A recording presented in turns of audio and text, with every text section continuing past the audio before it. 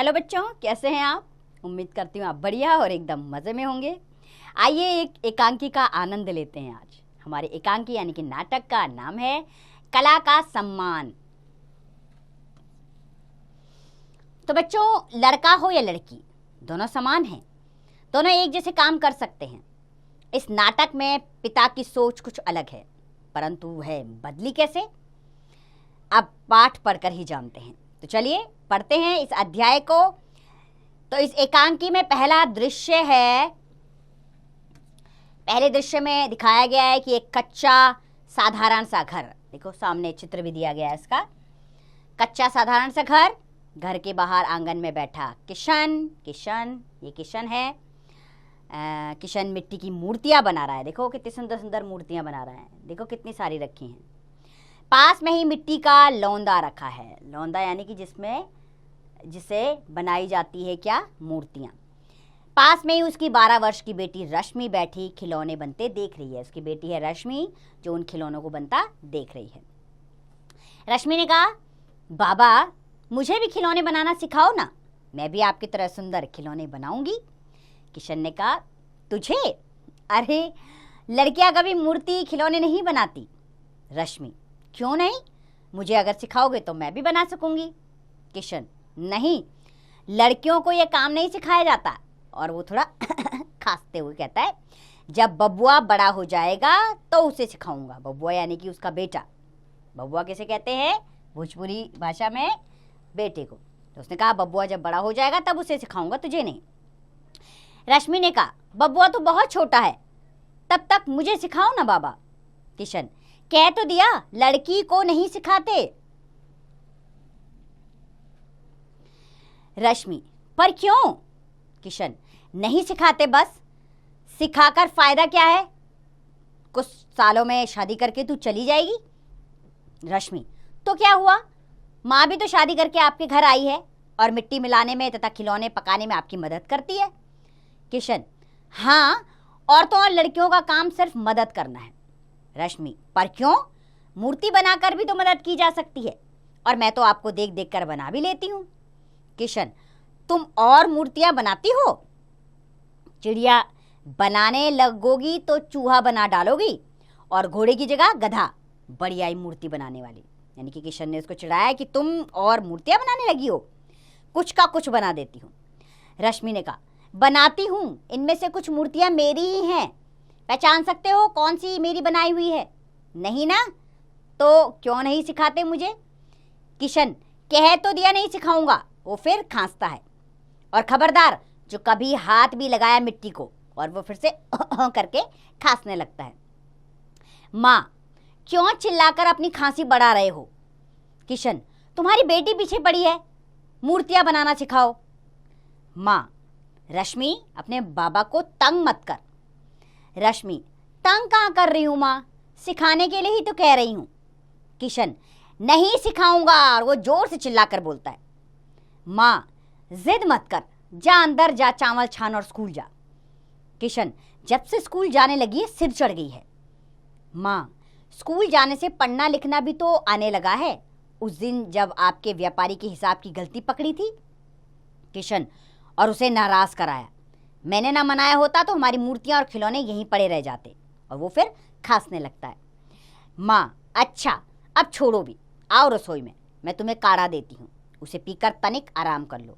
तनिक यानी कि थोड़ा सा आराम कर लो काढ़ा पी के, क्योंकि उसको बहुत खांसी हो रही थी किशन को। किशन उठता है, 2 कदम चलकर गिर पड़ता है। माँ, रश्मि जल्दी आओ। रश्मि, क्या हुआ? बाबू को तेज बुखार है, मैं अभी डॉक्टर साहब को बुलाती हूँ। माँ इधर उधर सामान संभालती है और इतनी देर में डॉक्टर आ जाते हैं। डॉक्टर, इनको अस्पताल ले जाना होगा। माँ, पर कैसे ले जाएंगी इतनी दूर? रश्मि, माँ मैं देखती हूँ, ध्यानु काका से बैलगाड़ी में पहुँचाने के लिए कहती हूँ। डॉक्टर साहब, बापू अच्छे हो जाएंगे ना? डॉक्टर, हाँ बेटी, इनको ठंड लग गई है और लगता है बहुत बीड़ी पीते हैं। माँ, दिन रात पीते हैं, मानते नहीं हैं, खांसी चल रही है इतने दिनों से। डॉक्टर, इसलिए इन्हें अस्पताल में रखेंगे तो बड़े डॉक्टर साहब पीने नहीं देंगे, दवाई भी मिलेगी और जल्दी ठीक हो जाएंगे। माँ, ठीक है डॉक्टर साहब। ये था पहला दृश्य। अब दूसरा दृश्य आरंभ होता है। दूसरा दृश्य है स्कूल का दृश्य। बच्चे क्लास में शैतानी कर रहे हैं। तभी टीचर रजिस्टर लेकर आती है। टीचर, शैतानी बंद। अरे 4 दिन हो गए, रश्मि क्यों नहीं आ रही? गीता, टीचर जी उसके बापू बीमार हैं और वे अस्पताल में हैं। टीचर, क्या हुआ उनको, कुछ पता है? गीता, यह तो नहीं पता, डॉक्टर आए थे और ध्यानु काका की बैलगाड़ी में अस्पताल छोड़ आए। टीचर, अच्छा, आज स्कूल के बाद मुझे रश्मि के घर ले चलना। तो टीचर ने कहा कि आज मैं स्कूल के बाद रश्मि के घर जाऊंगी। इसके बाद तीसरा दृश्य आरंभ होता है बच्चों। तीसरे दृश्य में रश्मि खिलौनों और मूर्तियों पर रंग लगा रही है।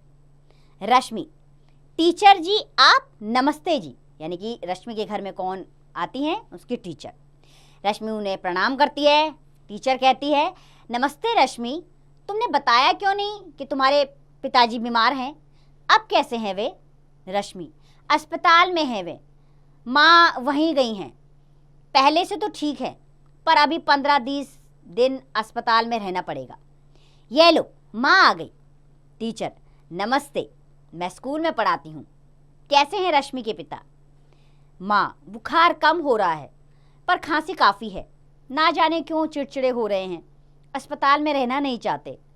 टीचर, क्यों, वहाँ कोई तकलीफ? माँ, नहीं, वे कह रहे थे कि त्योहार सिर पर है, अगर मूर्तियाँ खिलौने नहीं बने तो पैसे कैसे मिलेंगे? साल भर में यही समय कमाई का होता है। रश्मि, माँ, पर हमने तो बना लिए हैं, देखो मैंने रंग भी कर दिए हैं, कितने सुंदर बने हैं। माँ, बापू को बताऊंगी। माँ, नहीं बेटी, वे और चिढ़ेंगे, जानती है ना, वे तुझे हाथ तक नहीं लगाने देते इन खिलौनों को। टीचर, रश्मि, ये खिलौने तुमने बनाए हैं? तो देखिए रश्मि ने कितने सुंदर खिलौने बनाए हैं। तो माँ कहती है, हाँ टीचर जी, इसके हाथ में जादू है, बिना सीखे देख देख कर इतने सुंदर बना लेती है। पर इसके बापू समझते हैं कि लड़कियों को ये काम नहीं करना चाहिए। टीचर, क्यों नहीं करना चाहिए? अब तो लड़कियां सब काम करती हैं। रश्मि, यही मैं बापू से कहती हूँ और उनसे सीखना चाहती हूँ। माँ, बेटी, हमने मिलकर बना तो लिए, पर अब बेचने बाजार कैसे ले जाएंगे? यह चौलसिया भी पता नहीं आएगा कि नहीं। टीचर, कितने पैसे देते हैं वे आपको? माँ, बड़े खिलौनों के 2 रुपये, छोटे खिलौने के 50 पैसे और 2 दियों के 10 पैसे।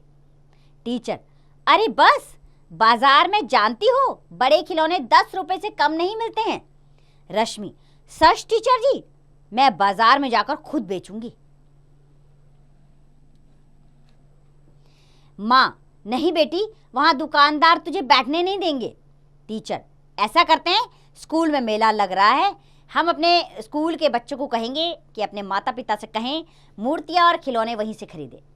हम वहाँ 5 रुपए में बड़े खिलौने और 2 रुपए में अन्य खिलौने बेचेंगे। रश्मि, यानी बाजार से कम दाम पर लोग ज़रूर लेंगे और हम भी ज़्यादा पैसे कमा लेंगे। माँ, यह तो बड़ी कृपा होगी आपकी बहन जी।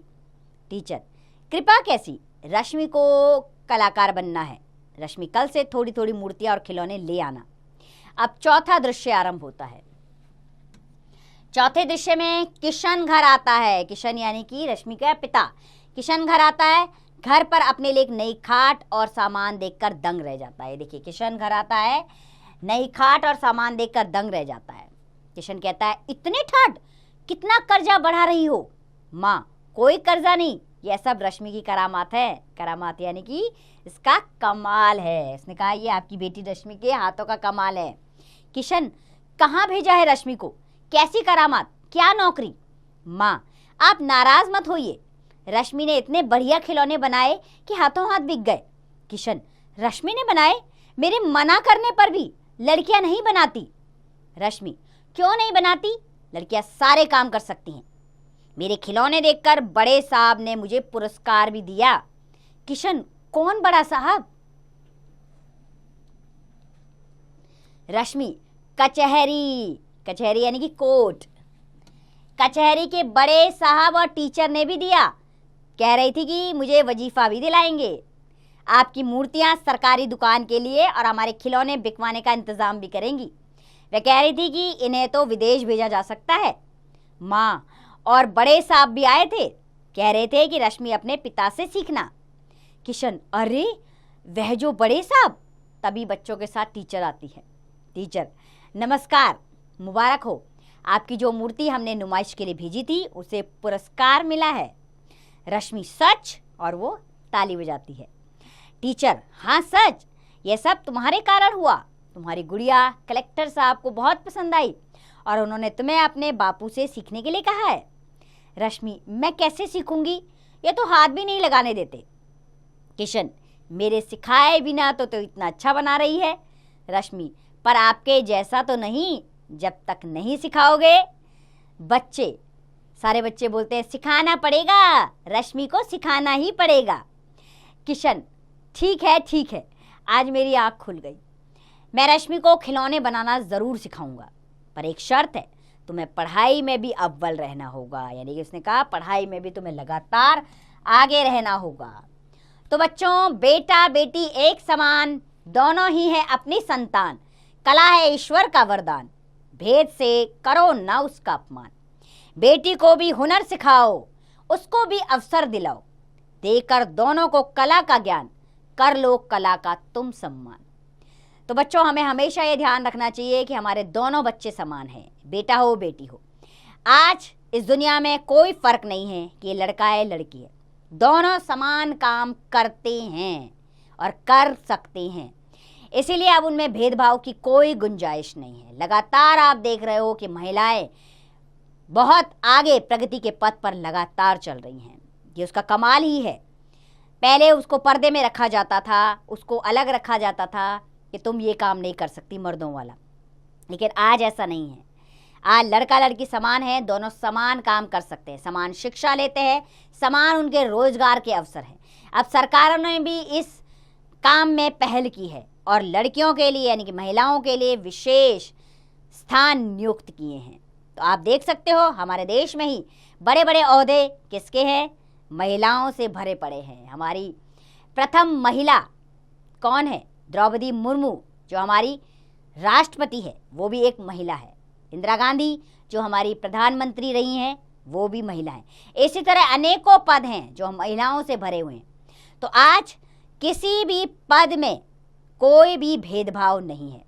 ये सब कमाल है महिलाओं के हुनर का।